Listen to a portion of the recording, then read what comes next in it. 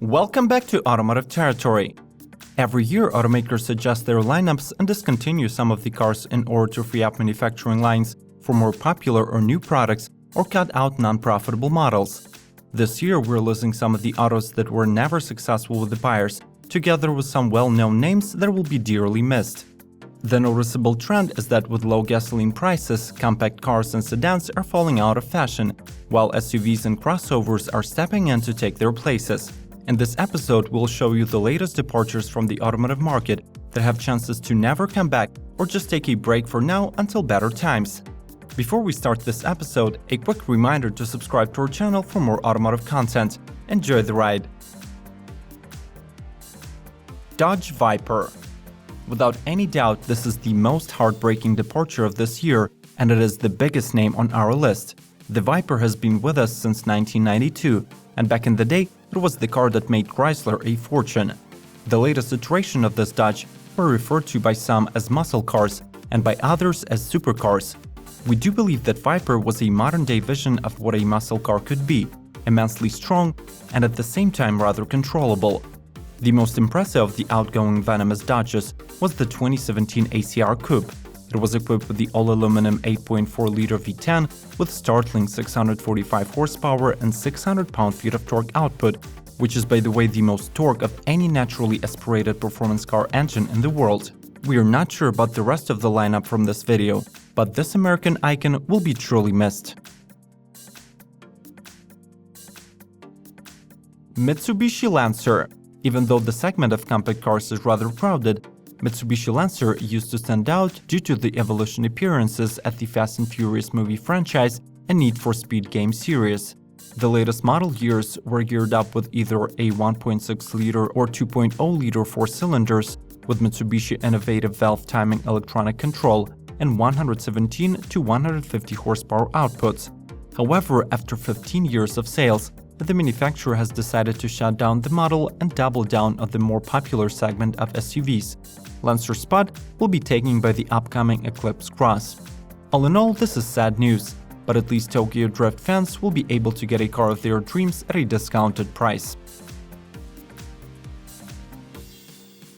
Chevrolet SS. This automobile has been manufactured in Australia by the General Motors subsidiary Holden since 2014. It is a big and powerful performance sedan that by some car fans was considered a muscle car, and no wonder, since the top trim was equipped with the old-school LS3 V8 that made 415 horses and 415 pound-feet of torque. It was a sportier and more expensive alternative to the Impala, with 4.5 seconds 0 to 60 acceleration and 160 miles per hour top speed. However, Chevy SS was mostly popular among a handful of Chevrolet brand loyalists, and combined with General Motors' decision to shut down their Holden manufacturing facilities in Australia, this capable performance sedan had to go. Chrysler 200. 2017 became the last year in the short life of Chrysler 200, a 5-seater sedan that was first sold in 2011. Despite aggressive marketing, including an ad featuring Eminem that aired during Super Bowl in 2011, the model has not managed to gain momentum. However, as its sales hit an all-time low, falling 65% in 2017, Fiat Chrysler decided to stop the agony and end its production. According to the CEO of Fiat Chrysler, being one of the biggest financial failures of the last 8 years, the vehicle was just not worth the hassle. The company does not mean to offer an alternative to the sedan, and instead prepares to turn to developing new trucks and SUVs to meet growing demand. Jeep Patriot. The small-sized boxy-looking SUV remained with us for 10 years, from 2007 to 2017. Liked by many drivers for its all-Cherokee exterior, it was never considered prime or superior. It also lacked safety features and had dated cramped cabin. Despite decent off-road performance and attractive pricing that started from just $18,040 for 2017 model, Patriot sales figures plummeted last year, finally prompting the company to discontinue its production to make more room on the market for its brother, Jeep Compass.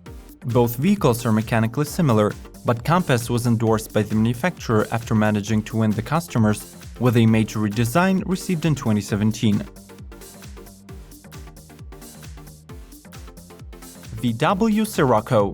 The first generation of Scirocco was introduced back in 1974, and even though it had fairly good sales, the first discontinuation occurred in the late 80s with the successor model Corrado. But in 2008, for the reasons unknown, the German manufacturer resurrected the sporty coupe and built it on the platform of Mk5 Golf. This time, the model was not sold in the US. Volkswagen Scirocco received a 2.0-liter turbo motor and a smaller 1.4 gas or diesel options, while its R-Performance modification was tuned to deliver 276 horsepower. By the year 2017, the coupe hadn't managed to show unprecedented sales figures, and with VW's push for electric cars, they had to make room for new models, so Scirocco was dead again. But who knows, maybe someday we'll get an electrified version of it. Smart Fortwo. If you're a fan of this tiny car, don't stress out yet. Daimler's tiniest automobile on the market is here to stay, but it will drop its gasoline-powered coupe and convertible versions in the US and will become all-electric. Even though the iconic commuter was a perfect vehicle for city driving that allowed you to find a parking spot anywhere you went, it was still a vehicle of taste. Great fuel efficiency of 63 miles per gallon was overshadowed by the requirement of premium gasoline, and small engine was capable to produce only 89 horses. However, the second-generation Smart Fortwo electric drive seems like a steal. It costs around $18,000 after incentives and ensures 100 miles of pure electric range, and shall include cruise control, power windows, power steering, and Bluetooth smartphone connectivity. Mitsubishi IMA. Even though all-electric cars were introduced to the world not that long ago, Mitsubishi is already cancelling one of its models. But no need to look for a conspiracy against electric cars here. IMA just wasn't a good auto. It had very strange egg-like design. The manufacturer claimed that the vehicle could go 90 miles on a charge, but in real life, the range was barely reaching 60 miles. Moreover, the 64 horsepower motor and 80 miles top speed were not adding points to Mitsubishi's scoreboard. However, it is worth mentioning that this tiny city commuter was indeed the cheapest electric car sold in America, starting from $23,000. And if you take into account $7,500 government tax credit or an option to buy a used model, you're indeed looking at a very affordable EV. Volkswagen Touareg. One of the first new-generation upscale SUVs introduced in 2004, VW Touareg is valued for its reliability, safety, and performance. Without a doubt, it is a quality-built and well-designed automobile. However, it comes with a hefty price tag of nearly $50,000 for the base trim. The price is just too high, even for the VW fans, and most American consumers prefer to go for a Porsche or an Audi for the money. That is why it was only a matter of time before the company decided to remove Touareg from its lineup. In 2018, Touareg is going to be replaced by the bigger, family-oriented Volkswagen Atlas. Lexus CT200 Hybrid. Released in 2011, when fuel economy was the major attraction for the buyers, Lexus CT200 Hybrid lost its popularity in the US due to the gasoline prices plummeting. Starting from $31,250, this entry-level sporty hatchback targeted price-sensitive buyers looking to experience the brand's luxury. However, with performance similar to Toyota Prius, CT200 Hybrid did not meet expectations associated with the $7,000 higher price tag. Essentially, the car was somewhere in the middle, too expensive to capture economy market and too simple for Lexus loyal customers. Today, even solid fuel efficiency of 43 miles per gallon in the city and 40 on a highway cannot guarantee customer retention. We should mention that the model is not being dropped altogether, but will no longer be available in the States. Audi A3 three-door hatchback. The fourth generation of Audi A3 is scheduled for the 2019, but until that year comes, the manufacturer had chosen to narrow down the available body options. Since the demand for three-door hatchbacks has been going down, the A3 will be losing this body style in 2018.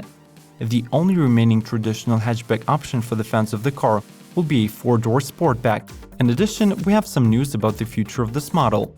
In 2020, the lineup will be joined by a four-door saloon, and in 2021, the five-door liftback will most likely take over the Sportback name. Volkswagen CC. Volkswagen CC is yet another small car killed off this year. This four-door coupe, valued by many for its European styling and elegant design, is left behind not because rising popularity of SUVs, but due to its poor performance in the US and worldwide. After a 46% sales drop in the first half of 2017, it became obvious that CC will kick the bucket. After all, the car was in production for 8 years and aged, having no major upgrades and redesigns. However, Volkswagen is not going to abandon its neo-luxury market and plans to replace CC with Arteon, a sportier-looking premium-class liftback sedan. We're pretty sure that we did not include all of the cars that are being terminated this year. If you know about any others, share with us in the comment section and tell us which ones you're regretting to see leaving the most. Before you leave our channel, make sure to check out suggested videos on the screen, like, subscribe and share. May the torque be with you!